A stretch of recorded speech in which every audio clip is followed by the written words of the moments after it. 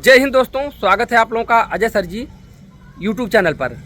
दोस्तों, मेरे प्रत्येक वीडियो के नीचे यह कमेंट आ रहा है कि सर आप यूपी सुपर टेट के बारे में वीडियो बनाइए। देखिए, यदि यूपी सुपर टेट के बारे में वीडियो न बनाना तो इसके पीछे एक कारण था। कारण यह था कि अभी जो प्रक्रिया शुरू होगी जिसके माध्यम से, उसके द्वारा अभी खामोशी छाई हुई है।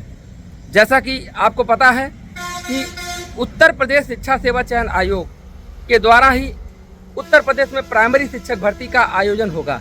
यह सभी लोगों को पता है, क्योंकि प्राइमरी शिक्षक भर्ती हो, चाहे जूनियर हो, चाहे टीजीटी शिक्षक भर्ती हो, चाहे पीजीटी भर्ती हो, चाहे असिस्टेंट प्रोफेसर की भर्ती हो, समस्त शिक्षण संस्थानों में भर्ती यही उत्तर प्रदेश शिक्षा सेवा चयन आयोग करेगा। और अभी आपको बताना चाहता हूं कि अभी शिक्षा सेवा चयन आयोग के द्वारा कुछ भी कार्य जो कि भर्ती से संदर्भ में होना चाहिए था, अभी तक कुछ हुआ नहीं है।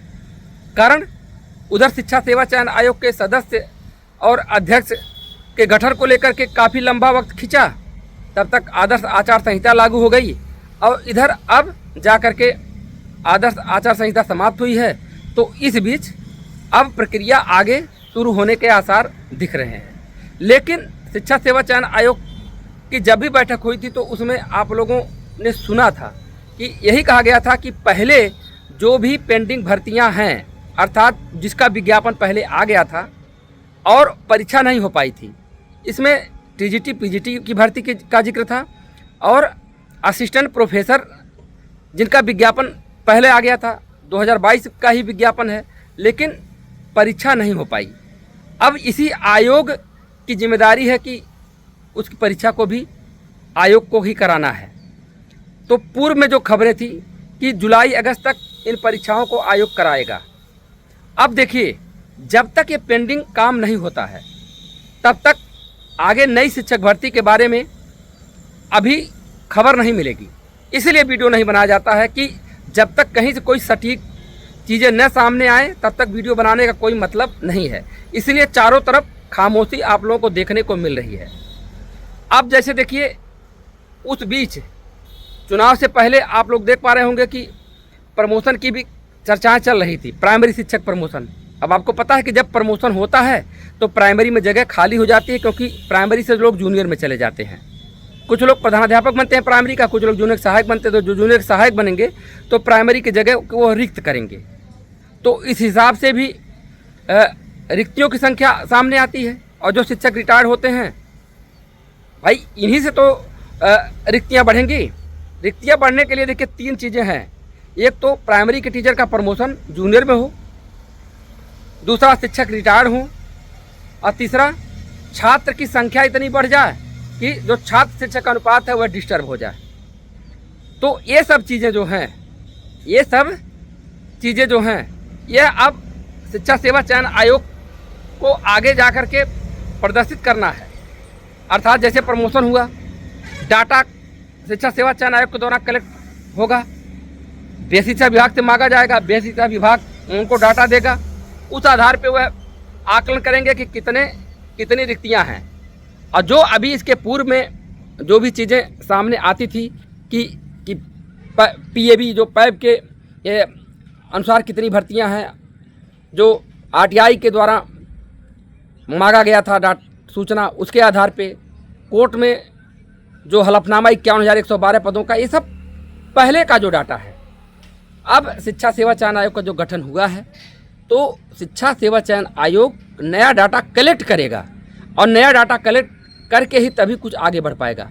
तो अभी मान लीजिए शिक्षा सेवा चयन आयोग जब पूरा काम शुरू होगा तो पहले क्या होगा? पहले तो जो पुरानी भर्तियां टीजीटी पीजीटी असिस्टेंट प्रोफेसर, इनका एग्ज़ाम होगा। उन एग्ज़ाम के बाद तब आपको पहले बताना चाहता हूं कि यूपी टीटी का आयोजन होगा। और उसी बीच ये जो डाटा भी ये बेसिक शिक्षा विभाग से मांग लेंगे कि कितने रिक्तियाँ प्राइमरी में है, कितनी जूनियर में है, टीजीटी पीजीटी आदि सबका इनको मिल जाएगा। फिर उसके बाद तब यह जारी करेंगे नोटिफिकेशन।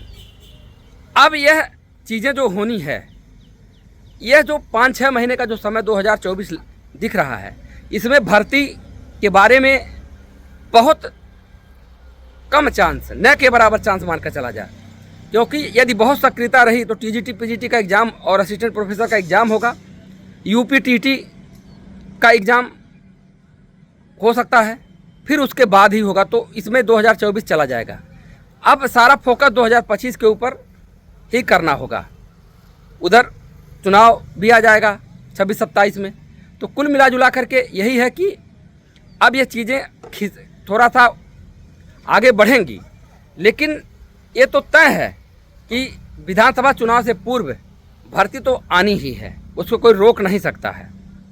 अब यही है कि कितना पहले आ जाए, इधर कितने कम समय में इधर देखने को मिल जाए। यह बातें स्पष्ट होंगी कब? जब शिक्षा सेवा चयन आयोग के द्वारा कुछ चीज़ें उजागर होंगी, जैसे कि अभी उनकी जब बैठक होगी, बैठक के बाद धीरे धीरे कुछ खबरें लीक होंगी, क्योंकि जब तक आयोग की बैठक नहीं होगी तब तक कुछ चीज़ें सामने आएंगी ही नहीं। तो कोई कैसे बता पाएगा? जिनको करना है वो लोग जब बैठक करेंगे तो उनके बातों से, उनकी सूचनाओं से एक अंदाज़ा निकलेगा कि आगे क्या चीज़ें हो सकती हैं। उसी आधार पे हम लोग आकलन कर सकते हैं। तो इसीलिए वीडियो नहीं बनाया जाता है। आप लोगों से कहा जाता है कि अभी कुछ वक्त है, ऐसा इसलिए कहा जाता है। तो आशा करता हूं कि यह चीज़ें आपके समझ में आई होंगी। तो थोड़ा सा आप स्थिरता दिखाइए, फोकस रहे कि कब बैठक हो रही है, यूपीटीटी का आयोजन कब होगा, उसके बाद ही तब ये सब चीज़ें आएंगी। तब तक डाटा भी कलेक्ट हो जाएगा कि कितनी रिक्तियां हैं, क्योंकि अब जो कुछ होगा नई रिक्तियों के आधार पे ही होगा। पुरानी रिक्तियां कितनी थी, कितना क्या था क्या नहीं था, वो उसका समय अलग था, वो दौर अलग था। अब चूँकि जब आयोग नया बना है तो वो अपने नए स्तर से सब कुछ डाटा कलेक्ट करके करेगा। तो कुछ समय अभी लगेगा, मान कर चलिए, और जब तक मीटिंग नहीं होगी तब तक कुछ स्पष्ट नहीं होगा। तो यही छोटा सा अपडेट था। अब आप लोगों के बार बार आग्रह करने पे मुझे बनाना पड़ा, नहीं तो मैं बनाता ही नहीं, क्योंकि मैं यही सोचा था कि जब कभी सुपर टेस्ट से संबंधित ठोस चीज़ें सामने आएंगी तभी वीडियो बनाऊंगा। लेकिन आप लोगों के बार बार कमेंट आने के कारण मुझे ये चीज़ें आप लोगों को बतानी पड़ी। धन्यवाद।